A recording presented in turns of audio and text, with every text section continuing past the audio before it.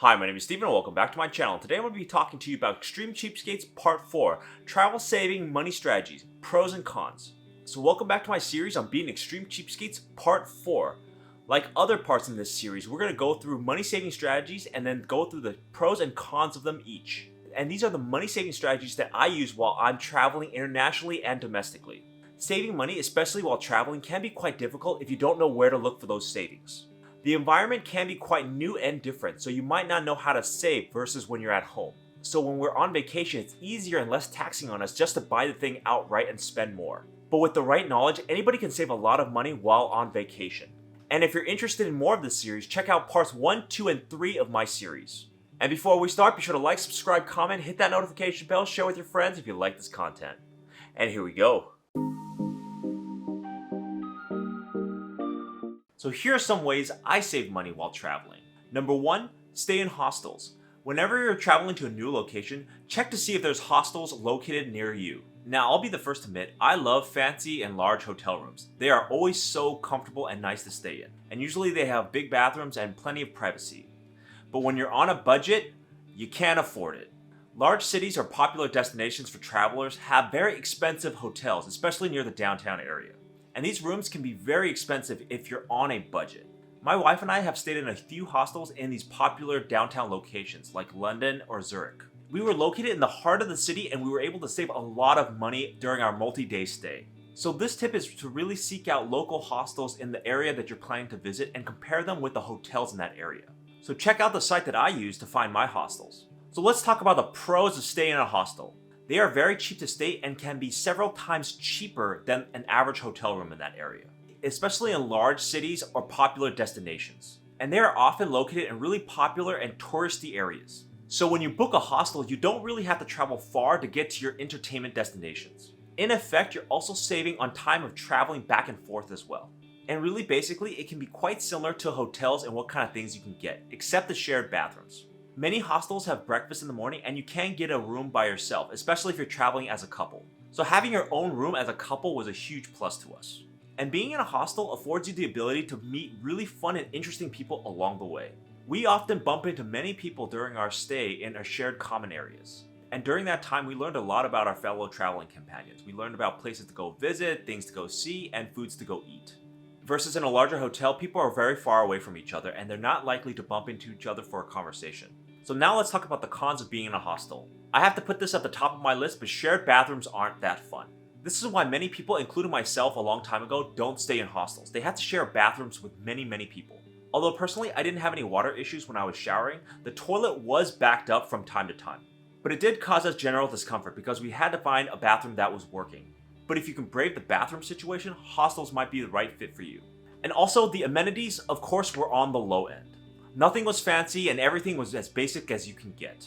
Rooms are bare bones, just a sink, light, and beds.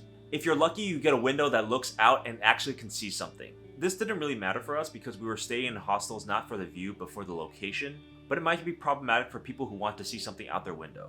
And so when I'm booking a hostel, I always look at the pictures very carefully. I figure out what they have at each room, and then I prepare my mind to actually get half of what I see in the pictures. That way I don't set my expectations too high and then be disappointed in what I see in my real life. And generally, hostels are very small places. Everything is really cramped. You don't really have a lot of space in the stairwells, the walkways, or the rooms. So for those people who aren't my size, it can be very uncomfortable to walk and navigate around a hostel. And lastly, the noise level can be quite high. Being in a hostel, you're surrounded by a lot of people. And you're also located in the heart of downtown, so you might get a lot of traffic noise and nightclub noise. You can generally hear people walking around up and down stairs and even in their rooms sometimes. And also people who go to the bathrooms, which can be quite annoying. So my tip is to try to book a room as far away from the bathrooms as possible. Number 2, be picky with meals. The classic problem for me when I go traveling is that there's just too much food for me to eat. The large portion sizes coupled with 3 meals a day can be an overwhelming amount of food for us. And those meals can really slog us down because we feel tired and sluggish for the rest of the day. At home, I'm able to eat just the right amount of food and not overwhelm myself. But when I'm traveling, I want to challenge myself with eating all the foods I can while I'm visiting that area. So what I do while traveling is to try to get picky with my meals. Usually for us, this means we only eat 2 big meals per day and a snack in between. So this can be a moderate breakfast like free from a hostel, a very light lunch or no lunch, just a snack for midday, and then a full portion dinner at a selected restaurant during that night. Or this could look like eating out for breakfast and lunch, and then preparing a meal at our hotel or hostel for dinner. The goal is to save at least the cost of one large meal per day. Maybe you can also get lucky and save on 2 meals by eating free breakfast at the hotel or hostel, so that you don't need to have the cost of 3 square meals per day for the rest of that trip. So let's talk about the pros of being picky with our meals. Depending on what meals you eat, you can save a lot of money using this method, per person, per day. My wife and I, while traveling, can usually limit our food budget to less than $40 per day. And also, you eat less overall while traveling. It not only helps your waistline, but it avoids you getting tired and sluggish throughout that day from overeating. We are able to move around and see more than if we had 3 square meals a day. So let's talk about the cons of picking our meals. Your food experiences while traveling might be quite limited, especially if you're there to just take in the culture and the food. For us, the best part of traveling is sampling the cuisine, and sometimes we have to be very strict on what we eat. We have to really pick and choose the restaurants we want to spend our hard-earned money at. And sometimes that's not easy because we might end up making a mistake and the food might taste just average. If you're there to just see the local sites and you really don't care about food, this might be the way to go. It's also unusual to change one's eating habit. As someone who likes consistency while eating, traveling can really throw a wrench in that consistency, especially when people have different types of schedules and they're not used to eating full meals every day. For me, I don't eat breakfast regularly, so when I'm traveling, I do eat more breakfast overall.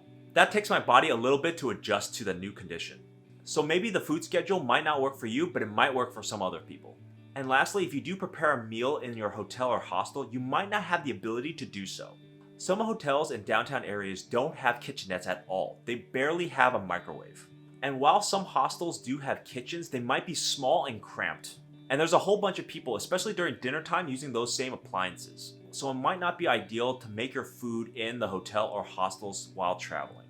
Number 3, seek free activities first.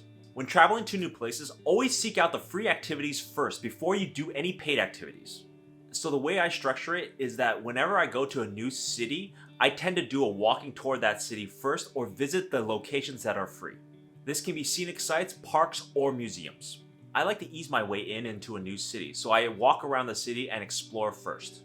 Because once you have an idea of where you are by doing the walking tour, you might not need the paid activities at all. You can learn a lot about a city by just exploring the nooks and crannies of that area. And you can judge later whether or not you want to do those paid activities after you've seen the city. Because some of these paid activities can visit the same locations that you traveled for free, like tour buses or local guides. So go to the free places first and then see if you want to pay to do different activities later. So what are some of the pros of seeking out free activities? Most of the time when people travel to a new location, they're enamored with that area. They don't even think about spending money. For example, walking around town, going to local farmers markets can be quite fun on its own. When you're doing free activities, it's on your own time. You could spend as little or as long of a time doing that as you want. Paid activities usually have a time limit or set operating hours. And you have to fit your vacation to fit that particular schedule. For us, lots of times when we have a paid activity, we go plan our entire day around that activity. Sometimes it was convenient, but other times it was not, and we had to sacrifice other things that we wanted to do. And also, when you're seeking out free activities, you can take more in on your own time. When you have a guide, usually you're rushed from place to place and you're not able to properly absorb everything that they're telling you. I never really feel like I'm getting the full experience when I'm with a guide or in a tour bus. Sometimes you just want to sit on a park bench and just take in the city. So what are some of the cons about seeking free activities? You definitely have to do a lot of homework and planning to seek out free activities in your travel location. When you pay for things, the logistics is completely optimized for you and traveling. They get you from place to place efficiently and you're able to see the maximum amount of things. So you don't really have to plan stuff. They do it in advance. That's what you're paying for. When you seek out free activities, you have to do all that planning. You have to figure out the logistics on your own. There are some websites that can help you and give you free activities and advice, but for the most part, it is up to you to create your itinerary and stick by it. And also, if you're a person that likes to take in things slow and meander around, this tip is good for you. Because this cheapskate tip allows you to slow down and take everything in. But if you're someone who likes stimulation and exciting things, this might not be for you. Most of those things are hidden behind a paywall. The only thing you can really do for free is to walk around. For everything else, you might have to pay for it. Although you might get lucky and get some discounted activities, for the most part, expect to pay for something fun and stimulating. Number 4, bring home memories, not crap. I don't usually buy things while I'm traveling. The most that I get is fridge magnets for that location. This is for 2 reasons. I don't want to lug around souvenirs, and once I get home, I don't ever use them. If you're like me, whenever you get a souvenir home, you promptly forget about it and continue your life. For my previous trips throughout the year, I've brought home so many souvenirs. I stuff them in a closet and I never see them again. I always tell myself that I'm going to use this object when I get home, but I never do. But if it's a souvenir for someone else, I might consider getting it for them.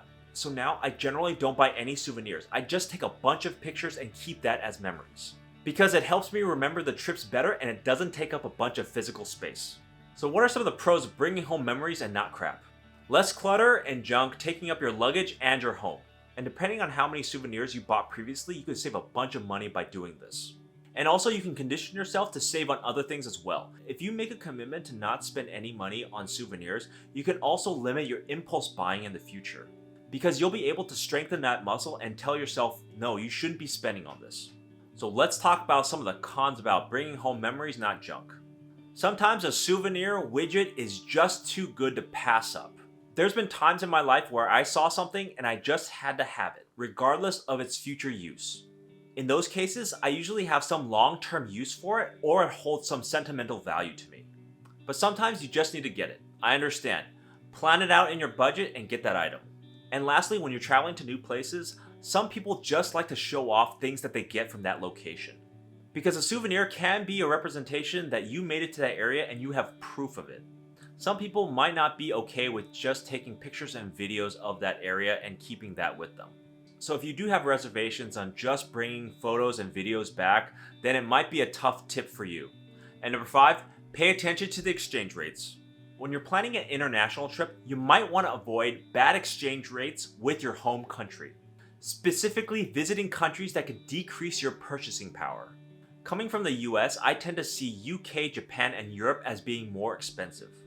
Whereas Southeast Asia, Africa, and the Middle East tends to have a lot of purchasing power for the dollar. So if you're traveling and seeking places to stretch your money, you might want to go to places that have favorable exchange rates with your home country. You might be able to get more out of your dollar and live like a king in that area. So for example, when we're visiting South Africa in 2019, the rand was very low compared to the dollar.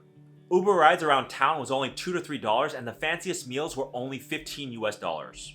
We were also able to purchase front row seats to the international production of Chicago, and those tickets were only $28 US for us.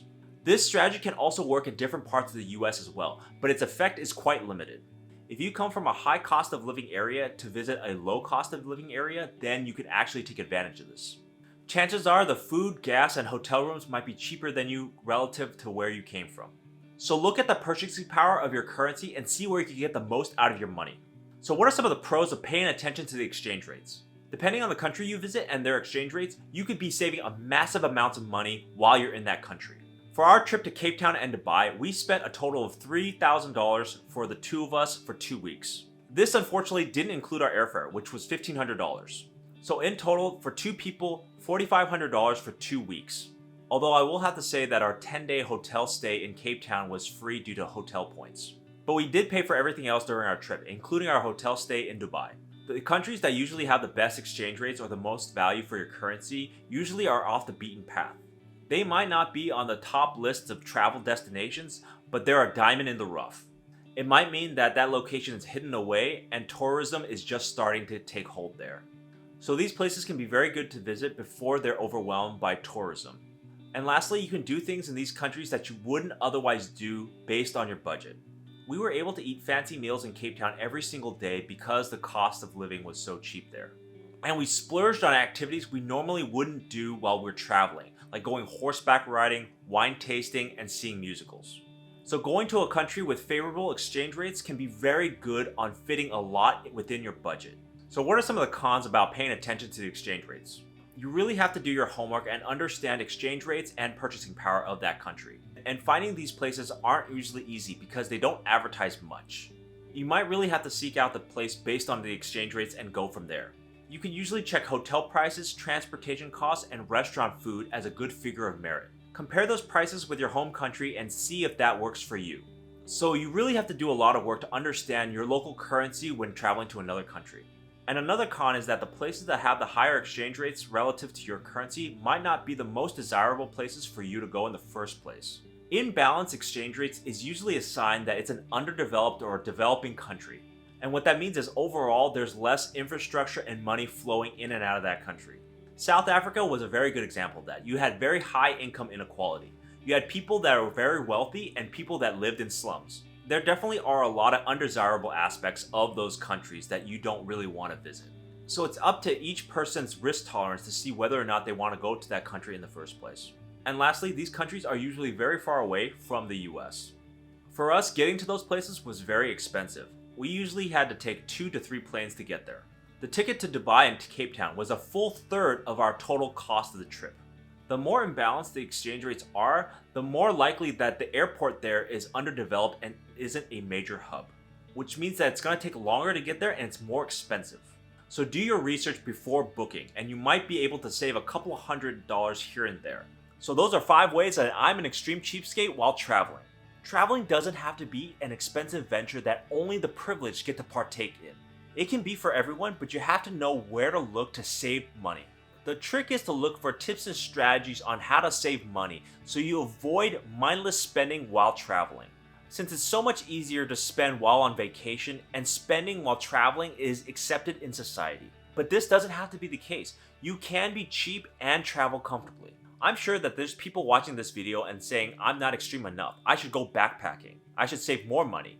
And I would say, sure, that might work for you, but it won't work for me because I don't want to do that. Like with any advice, seek out which ones work for you, and over the long run, you'll be able to sustain them. You don't have to do it all, just those that make sense to you. So go forth, travel, and be an extreme cheapskate. So thank you for watching. Please leave a comment down below on what extreme cheapskate travel hack that you use and why. And I'll see you next time.